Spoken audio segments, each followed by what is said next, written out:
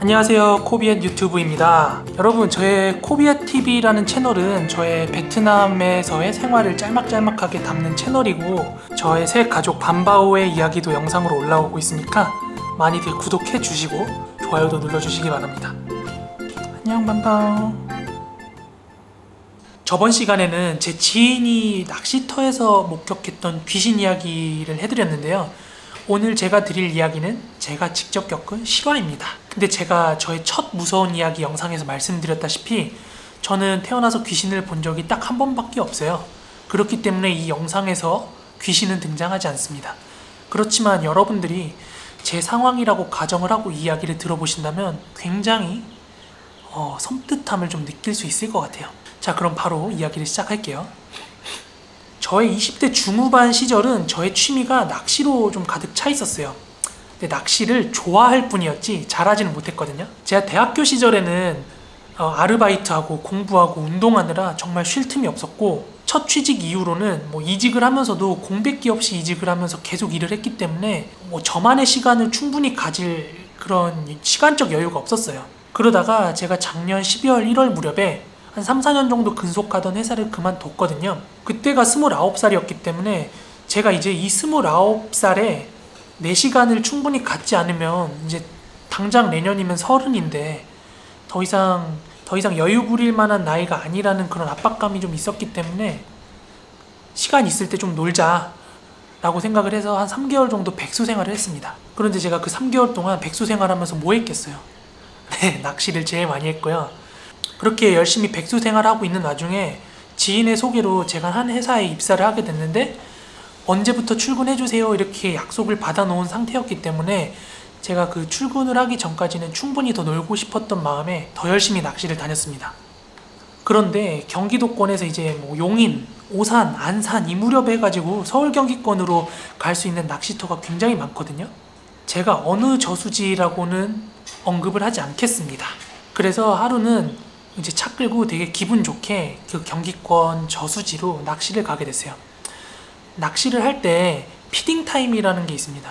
고기가 먹이 활동을 하는 시간이 있어요. 그러면은 막 물가에 와가지고 총총총총 막 물거품 내면서 막 먹이 활동을 하거든요.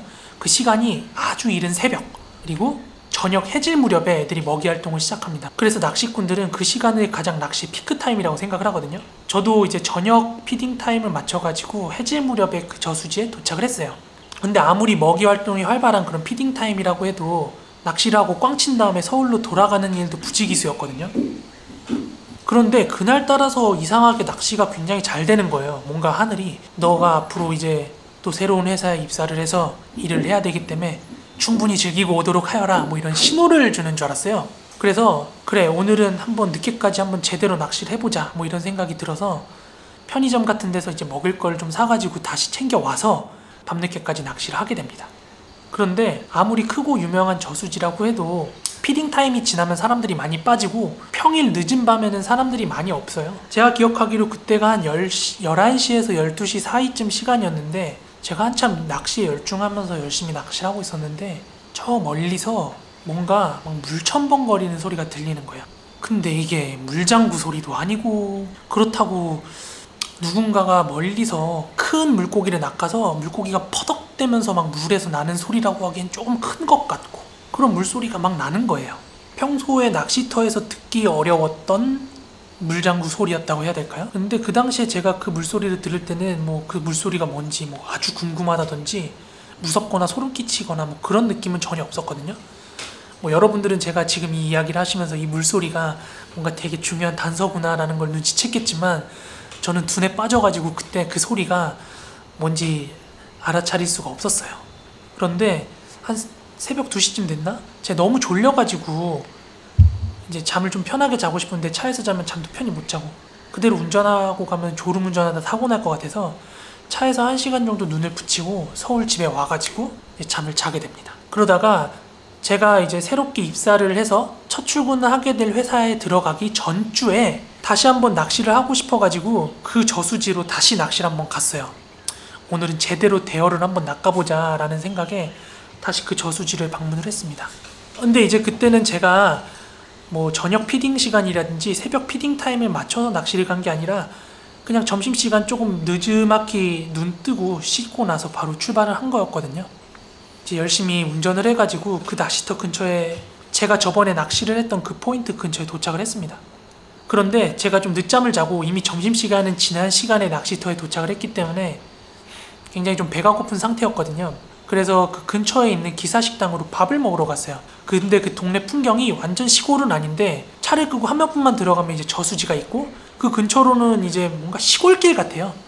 시골은 아닌데 약간 준 시골의 느낌이었고, 그런데 이제 뭐 주변에서 뭐 공사를 하는지 골재 차량 같은 거나 이제 포크레인 같은 거 차량들이 굉장히 많이 돌아다녔어요.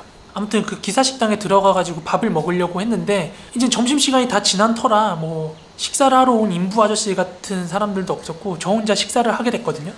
그래서 이제 밥을 시켜가지고 6,000원짜리 백반을 시켜가지고 먹고 있는데 이제 아줌마가 저한테 말을 걸더라고요. 누가 봐도 이제 그 동네 사람은 아니고 기사식당 아저씨들은 이미 점심시간 돼서 때 돼가지고 밥 먹고 다 빠져가지고 식당은 조용한데 혼자 와가지고 6,000원짜리 백반을 젊은이가 먹고 있으니까 이제 뭐하러 왔냐고 묻더라고요.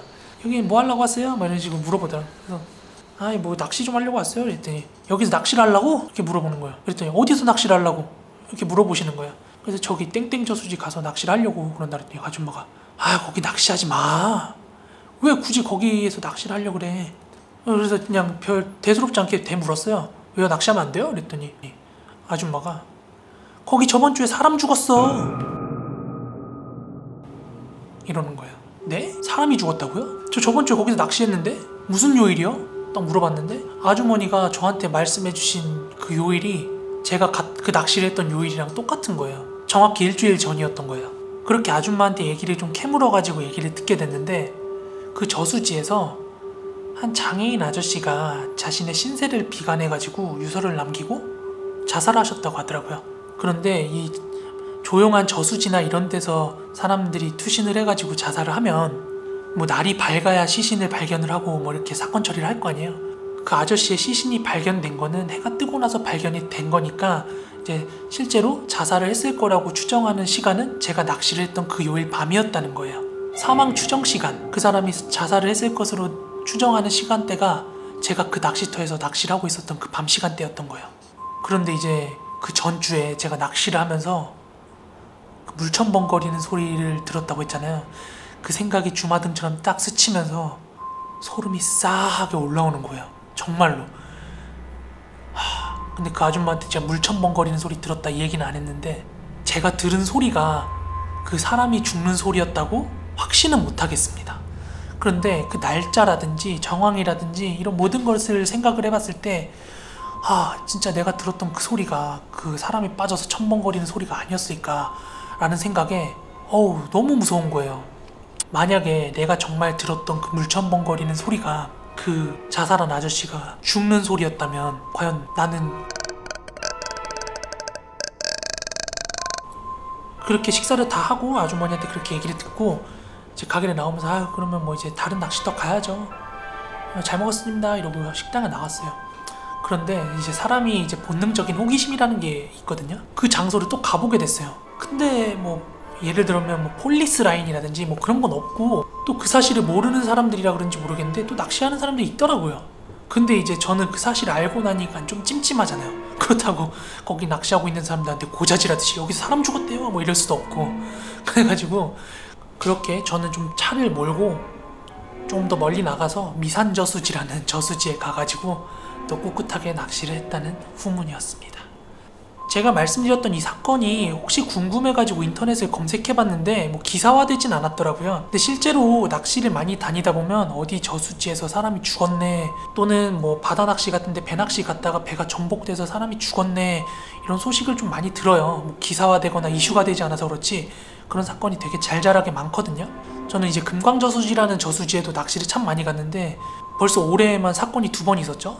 그 금광저수지에 있는 보트 타다가 전복돼가지고 공무원 여성분 한 분 사망하시고 그 저수지에 이제 떠다니는 이제 죽은 물고기들 처리한다고 청소하러 들어가셨던 분 또 이번에 익사하시고 그렇게 뭐 물이 있는 곳에는 항상 사건 사고들이 좀 많이 있는 편입니다. 그러니까 이 영상을 보시는 분들도 뭐 보트 낚시라든지 아니면 배 낚시라든지 아니면 수상 스포츠 같은 거 즐기실 때 항상 안전수칙 같은 거 잘 지키시고 항상 안전하고 좀 건강하셨으면 하는 바람이 있습니다. 오늘 제가 낚시터에서 겪었던 소름 돋는 썰에 대해서 좀 말씀을 드려봤는데요. 이거 말고도 제가 실제로 죽을 뻔했던 경험도 한 적이 있었기 때문에 미쳐 진짜. 그 이야기를 다음번에 좀 한번 해보도록 하겠습니다. 좀 무서우셨다면 좋아요, 구독하기 눌러주시고요. 그럼 다음 시간에 또 다른 영상으로 찾아오겠습니다. 감사합니다.